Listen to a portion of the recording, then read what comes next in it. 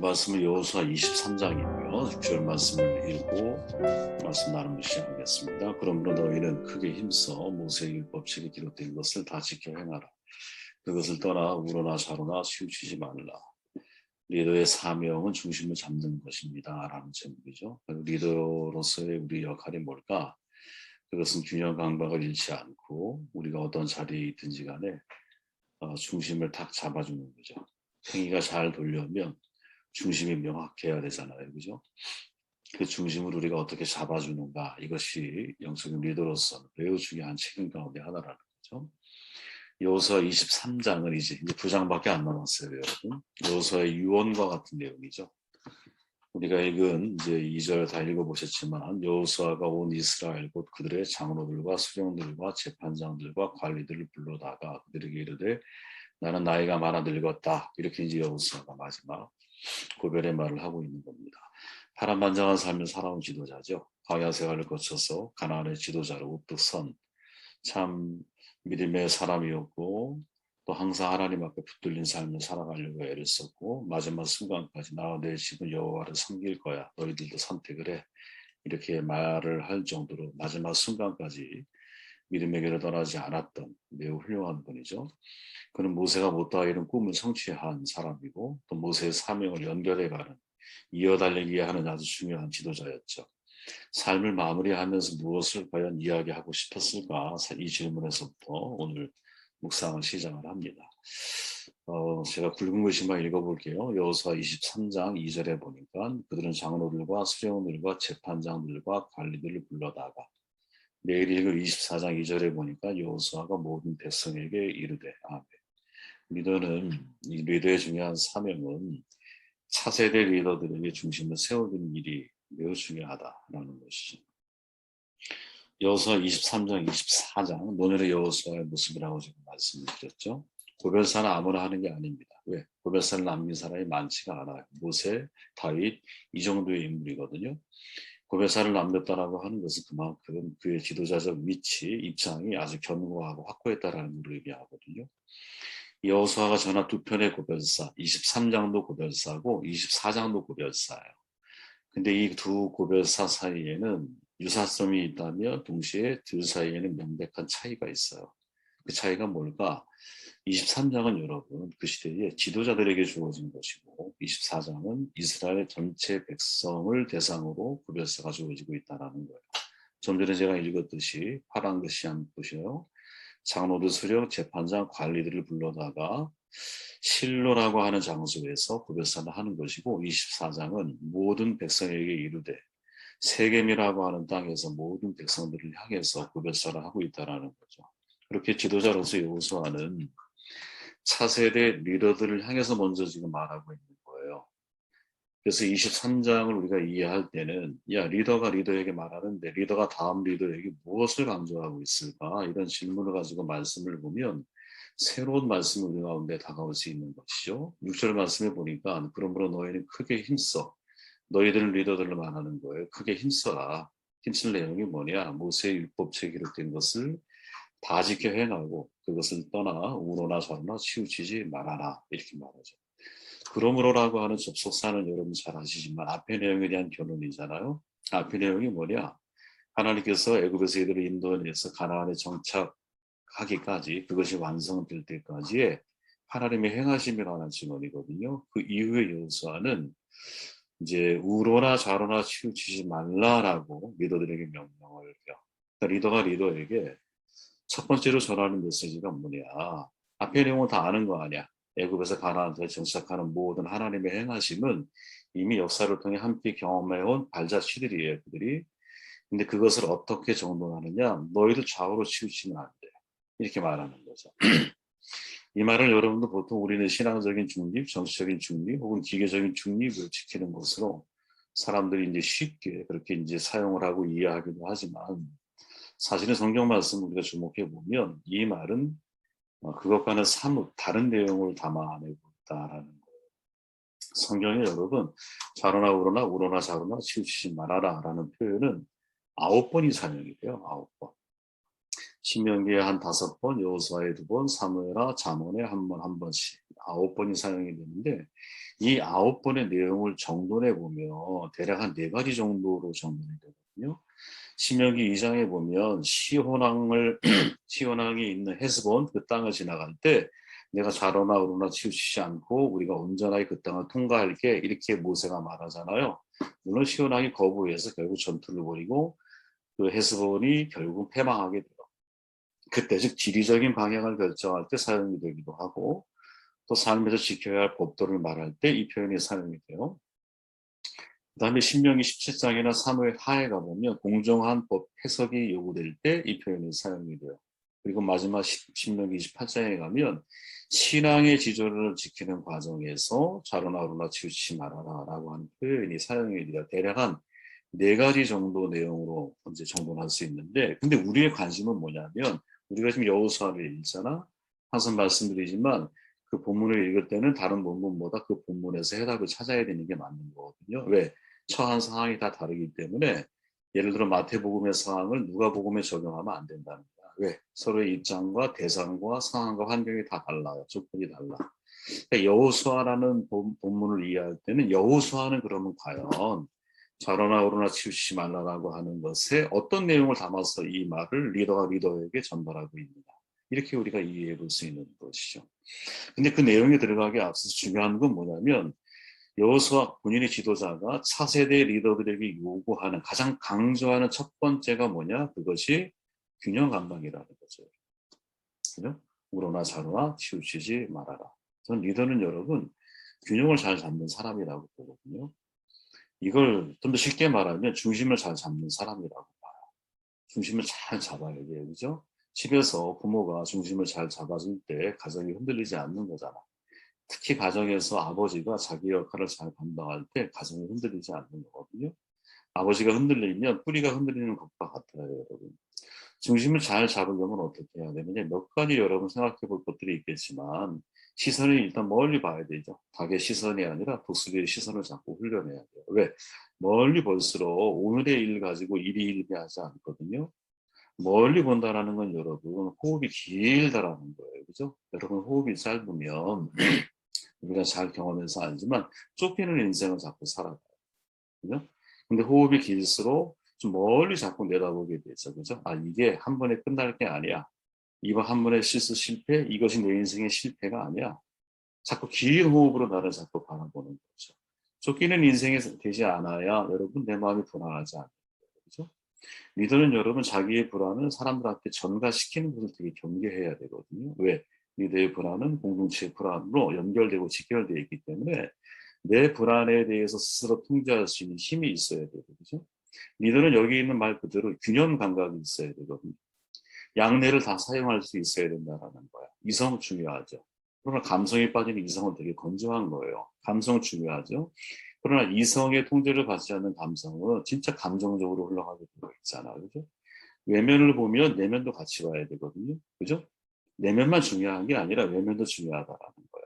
발전하는 걸 유심히 봐야 돼요. 왜? 발전 속에 퇴보도 있다라는 걸 기억해야 돼요. 우리나라가 여러분 재벌들이 발전할 때 옛날에 중소기업이 물론 같이 동반 성장하는 것도 있지만 하나의 사업이 성장할 때 반대편에서는 성장하지 못하는 게 있잖아. 사라지는 것도 있는 거 아니야. 그죠? 얻는 게 있다면 잃어버리는 것도 있는데 그중에 어떤 걸 더 소중하게 여겨야 될까 항상 균형 있게 봐야 한다는 거죠. 결과가 중요하죠. 그러나 성경은 참 동기도 강조하잖아요. 그죠? 그러니까 동기와 결과를 함께 볼 수 있는 양쪽 면을 고려하고 생각할 때 진짜 균형 잡힌 삶을 살아갈 수 있다는 거지. 우리는 절대로 여러분 이제 이 균형 감각을 잃지 않는 신앙이. 제가 늘 이제 멘토 할 때마다 제 방송하는 것 중에 하나가 우리가 균형감을 지금 안 됩니다. 특히 이제 지도자는 균형 감각을 잘 잡아야 됩니다. 이걸 전제로 말씀을 함께 나눠보면 이제 신명기 28장에 가보면 내가 오늘 너에게 명령하는 그 말씀을 떠나 좌로나 우로나 치우치지 아니하고 모세가 한 말이에요. 그리고 여호수아 23장 오늘 본문에 보니까 모세의 율법책에 기록된 것을 다 지켜 행하라. 그것을 떠나 우로나 좌로나 치우치지 말아라. 이렇게 표현하죠. 리더의 사명이 뭐냐? 전 리더의 사명은 말씀의 중심을 잡는 거예요. 말씀의 중심을 잡아주는 역할을 해야 돼요. 그죠? 그러니까 모세와 여호수아 모두가 공통적으로 하는 말이죠. 율법책에 기록된 것을 지켜라. 비록 인생은 여러분 흔들림에 피는 꽃과 같아요. 돌아보면 여러분들의 인생도 마찬가지지만 나는 똑바로 걸어온 것 같은데 발자국이 다 삐뚤어져 있거든요. 모래 위에 발자국처럼 보여요. 그죠? 그럼에도 불구하고 올바른 방향으로 전진하기 위해서는 꼭 필요한 게 하나 있죠. 그게 뭡니까? 목표라고 하는 거예요. 목표. 기준점이 있어야 내가 비록 비뚤어져 걸어간다 할지라도 목표점에 도달하는 거라는 거죠. 하나님은 우리의 삶을 위해서 표준을 정해 주셨거든요. 그게 하나님의 말씀이에요. 물론 우리는 여러분 하나님의 말씀을 온전하게 지킬 수 있는 사람 이 세상에 단 한 명도 없어요. 의인은 없나니 하나도 없는 게 맞는 말이에요. 그럼에도 불구하고 하나님이 모세와 여호수아를 통해서 강조하는 게 하나 있죠. 모세의 율법책 너희에게 명령한 그 말씀을 어떻게 다 지켜 행하라. 다가 중요한 거예요. 이때 다라고 하는 것은 여러분 모두를 우리가 온전하게 지킬 수 있다라는 전제에서 말하는 게 아니라 이때 다라고 하는 것은 전체적인 메시지를 말하는 거거든요. 쉽게 말하면 하나님의 진리 전체, total truth라고 그러죠. 부분적인 진리가 아니라 전체적인 진리를 볼 수 있는 눈을 훈련하고 가르쳐야 한다. 여러분 우리는 항상 오른쪽의 가치를 중요하게 여기잖아요. 성경도 그죠? 왜? 장자야 장자. 오른손에도 파워가 있어 보여. 그죠? 오른손 라이트잖아요. 그죠? 라이트는 옳은 거잖아요. 라이트는 라이트 아니에요. 그죠? 우리가 값없이 하나님의 은혜를 받는 것도 예수님의 라이처스니스 아니에요. 의를 우리가 입은 거잖아요. 그죠? 그래서 그리스도인은 항상 옳은 정의, 진리 이거를 추구하고 이게 하나님의 보편적인 가치라고 생각하며 이 오른손에 힘을 주는 삶을 살아가거든요. 근데 진짜 우리의 신앙의 균형이 잡히려면 레프트, 라이트가 아니라 레프트도 이해하고 수용하고 받아들이는 능력이 필요하다는 거죠. 라이트만 받아들이면 여러분 말씀의 편식이에요. 편식은 여러분 건강을 결국 파괴하게 마련이거든요. 전체적인 말씀을 자꾸 이해해야 한다는 거야. 어떤 분들은 성경에 오류가 있다고 말해요. 저도 동의해요. 왜? 성경 속에 보면 없음이라고 하는 구절도 나와요. 앞뒤 내용이 안 맞아. 숫자가 안 맞아. 지파 이름이 맞지가 않아. 왜 이런 일이 벌어지냐? 필사 사람의 손을 거쳐서 만들어진 과정이었기 때문에 그 속에는 오류가 있을 수밖에 없는 거예요. 근데 오류가 있는 것을 가지고 척자 영감서라 한자 한자가 다 하나님의 말씀이라고 이미 하나님이 실수하는 분이고 온전하지 않은 분이잖아. 성경 영감설 그 메시지 속에 하나님이 우리를 구원하기 원하는 모든 계시가 다 들어있다는 사실을 우리는 믿는 거지. 한자 한자 가지고 여러분들 부분적인 걸 가지고 하나님이 없다라고 말하면 안 된다고 보거든요. 연애 편지 받아보셨잖아요. 써보기도 했잖아요. 여러분 연애 편지 안에 오타가 있을 수 있죠. 그러면 그 오타가 상대가 나를 사랑하는 마음, 내가 상대에게 사랑하는 마음이 오타 때문에 변질될 수 있을까요? 그건 아니죠, 여러분. 진리의 3대 기준이 있다 그래요. 잘 이해해야 돼요, 여러분. 객관성, 보편성, 타당성이에요. 어려운 말 아니에요, 여러분. 진리라고 하는 것은 반드시 객관성을 담고 있어야 되고 보편적, 누구나 다 경험해야 되고요. 타당성, 설득이 돼야 한다라는 거지. 그래서 여러분 우리가 은사를 조심해야 하는 이유가 있다면 그게 보편적인 은사가 아닐 경우에는 그냥 나에게 주신 하나님의 은혜를 품고 살아가는 게 훨씬 더 공동체에 유익한 거예요, 여러분. 누가 기자가 여러분 누가복음 1장 1절에서 출발을 이렇게 하잖아요. 우리 중에 이루어진 사실에 대하여 진리의 객관성을 나타내고 있거든요. 누가는 의사라고 그랬잖아. 의사는 여러분 항상 바이러스의 뿌리를 찾는 습관을 가지고 있잖아요. 질병의 근원을 찾는 습관을 가지고 있거든. 의사들은 그런 성향을 가지고 있어. 또 그런 성향이 없으면 의사가 되기 어려운 거지. 왜? 병의 뿌리를 찾아내서 근본적인 문제를 해결을 해야 되잖아. 근데 이 누가가 가지고 있던 누가 행전, 자기가 서신을 쓰면서 제일 중요하게 여겼던 것이 뭐냐? 우리 중에 이루어진 사실에 대해서만 쓰려고 했다는 거지. 그러니까 그 속에 객관성, 보편성, 타당성이 있는 거죠. 왜? 사실이니까. 사실로 확인된 것만 찾아서 누가는 쓰려고 했는데 그러다 보니까 누가복음 또 사도행전의 내용은 여러분 산과 골짜기를 다 포함한 거예요. 소외된 사람과 부자를 다 포함한 거야. 그죠? 전체적인 내용을 다 이해하려고 하는 습관을 누가는 가지고 있었다라는 거죠. 여러분 성경에 하라는 말씀이 있죠. 동시에 하지 말라는 말씀이 있어요. 어떻게 해야 될까요? 둘 다 해야 되는 거예요. 둘 다. 십계명을 보고 금방 드러나잖아. 그죠? 하지 말아라가 있고 하라는 말씀이 있어요. 오미션이 있다면 커미션이 있는 거야.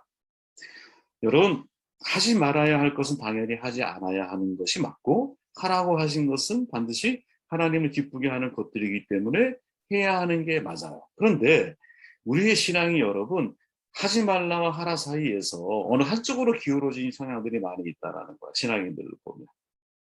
하지 말라의 초점을 자꾸 맞추면 여러분, 내가 신앙의 자유가 없어. 율법적인 신앙으로 흘러가게 돼. 왜? 죄짓지 않기 위해서 신앙생활을 하는. 그죠? 그러니까 하지 말라에 내가 너무 많이 이렇게 치우쳐 있다면 이분이 고민해야 할 거는 하나님이 내게 하기 원하는 게 뭘까? 하나님을 기쁘시게 하는 일이 뭘까? 이거를 고민하는 게 좋죠. 여러분, 하나님이 최초에 에덴 동산에서 하와 아담과 하와를 만드셨을 때 하지 말라라고 하는 명령은 딱 하나밖에 없었어요. 그죠? 그런데 인간이 타락한 이후에 그 다음부터 계속 만들어간 게 뭐예요? 하지 말라라고 하는 율법을 만들어간 거예요. 이게 무슨 말일까요, 도대체? 하나님은 우리가 하나님 안에서, 복음 안에서 자유롭게 정말 하나님을 위해 기쁨을 드리는 삶을 살아가기를 원하시거든요. 그런데 우리가 자꾸 하나님 앞에 내 의의를 내세우기를 원하고, 내가 선악을 구별하려고 하고, 내 의지를 가지고 인생을 살아가려고 할 때는 자꾸 하지 말라라고 하는 율법들, 헌법이다 그런 거 아니에요. 그죠? 형법이든 민법이든 간에 거의 대부분이 뭐예요? 하지 말라는 거잖아요. 하지 말라. 이렇게 하면 심판이 있습니다. 균형을 잡아야 된다라는 거지. 저는 오히려 더 적극적인 측면에서 말씀을 드리는 거예요. 자, 여기서 1장에 있는 말씀을 읽고 말씀 정돈할게요. 위의 내용을 좀 눈으로 한번 읽어보시고 제 밑에 보면 내가 내게 명령한 것이 아니다. 강하고 담대하라. 두려워하지 말며 놀라지 말라. 내가 어디로 가든지 내 하나님 여호와가 너와 함께 하느니라 하시니라. 아멘. 이들의 사명이 뭘까? 위에서 말씀의 중심을 세우는 거야. 그죠? 그 다음에 리더의 사명이 뭐예요? 여호수아가 한 말이야. 지금 여호수아에게 해당되는 말이에요. 믿음의 중심을 세우는 거라는 거지. 저는 이게 참 중요한 메시지구나 하는 생각을 하게 됐어요. 모세가 죽고 여호수아가 지도자가 됐어요. 근데 하나님이 여호수아에게 첫 번째 내리신 명령이야. 그리고 23장은 여호수아가 누구에게? 차세대 리더들에게 한 명령이야. 이걸 받고 그렇게 명령한 거지. 말씀을 다짓게 행할 것, 말씀하신 이후에 하나님이 뭐라고 말해요? 강하고 담대할 것, 두려워하지 말아라, 놀라지 말아라.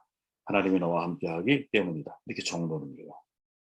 여러분 이 말씀을 읽는데 어떤 생각이 들었냐면 야 우리가 왜 우로나 좌로나 치우치는 삶을 살게 될까? 그건 두려움 때문이다. 두려움이 있다라는 거예요. 지금 여호수아에게 최대의 난적이 뭐냐? 다 같은 말이에요, 여러분. 가만히 보세요. 강하고 담대해라, 두려워하지 말아라, 놀라지 말아라. 무슨 말이에요, 지금 여호수아가? 모세가 죽고 나서 이 백성들을 이끌고 가나안을 향해 가는 것 자체가, 점령하는 것 과정 자체가 말할 수 없지만 매우 두려운 상황이다. 누구에게? 여호수아에게. 두려우니까 어떻게 돼? 중심이 없죠. 왜 중심이 흔들리는 거 아니야, 지금? 두려우니까 뭐가 안 돼요? 말씀이 안 보이는 거지. 그 말씀에 대한 확신이 없는 거지. 두려우니까 여러분 내 안에 믿음이 뭐 불안으로 바뀌는 거죠. 여러분 이런 말이 있어요. 겁을 내면 여우가 더 크게 보인다. 독일의 속담이거든요. 진짜 겁을 내면 여우가 그죠? 엄청난 공룡으로 보이는 거야. 여우가 여우가 우리를 이길 수 있겠어요, 그죠? 두려움의 문제라는 거지. 성경은 365번 두려워하지 말라라는 표현을 사용한다 그러잖아요. 365번. 매일매일 두려운 일이 있는 거야. 근데 그 두려움을 극복해 나아가는 과정이 믿음의 과정이고 그 두려움은 맞서서 싸워야 사라지는 거거든요. 앤드류 머레이의 말이죠. 맞서서 싸울 때 두려움이 사라져가는 거야. 그러니까 정돈해 보면 이런 거죠, 여러분. 우리가 아까 읽었던 여호수아 23장과 여호수아 이 1장에 있는 말씀을 정돈해 보면 하나님 말씀에 대한 확신이 사라지면 인간은 두려움에 사로잡혀요. 그리고 그 두려움은 우리의 신앙을 깨뜨리기 마련이고 나로 하여금 좌로나 우로나 어느 한쪽으로 치우치는 삶을 살아가게 만든다. 여호수아가 말하고 있는 우로나 좌로나 치우친다라는 말, 두려움 때문에 요동치고 있는 상태를 가리킵니다. 그게 중요하죠. 그러니까 역으로 말하면 리더의 사명이 뭐냐? 두려워하는 사람이 믿음의 확신, 믿음의 중심을 잡을 수 있도록 도와줘야 합니다. 당신 두려워하지 마세요. 당신과 함께 지금 하나님께서 함께 하고 계세요. 그 문제를 하나님의 방법대로 풀어가실 거예요. 말해줄 수 있어야 됩니다.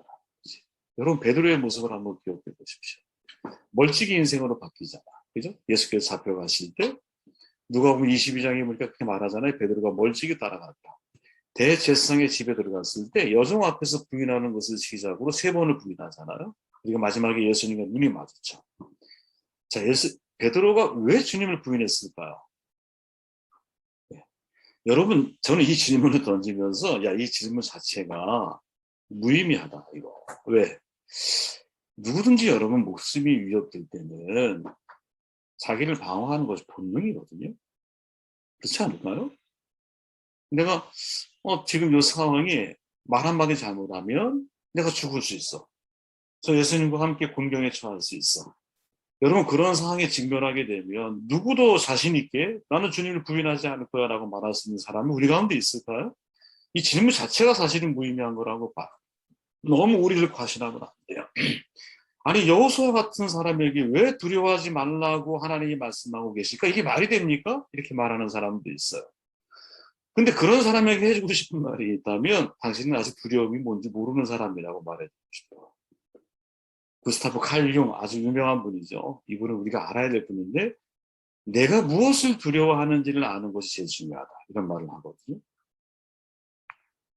여러분, 베드로가 예수를 부인하고 난 이후에, 부인하기 전에 예수님이 제자들에게 하셨던 말씀 누가복음 22장에 거기서 뭐라고 말해요? 천천히 읽어볼게요. 너희는 나의 모든 시험 중에 항상 나와 함께한 자들인즉 내 아버지께서 나라를 내게 맡기신 것 같이 나도 너희에게 맡겨 너희로 내 나라에 있어 내 상에서 먹고 마시며 또는 보좌에 앉아 이스라엘 12지파를 다스리게 하려 하노라. 시몬아 보라, 사탄이 너를 밀 까부리듯이 하려고 요구하였으나 그러나 내가 너를 위하여 내 믿음이 떨어지지 않기를 기도하였노니 너는 돌이킨 후에 내 형제를 굳게 해라. 두려움 때문에 흔들리고 있는 베드로. 그가 다시 여러분 내 형제를 굳게 하라. 즉 중심 있는 삶을 살아가려면 예수님이 보실 때 뭐가 필요했다? 믿음이 필요했다. 이거죠.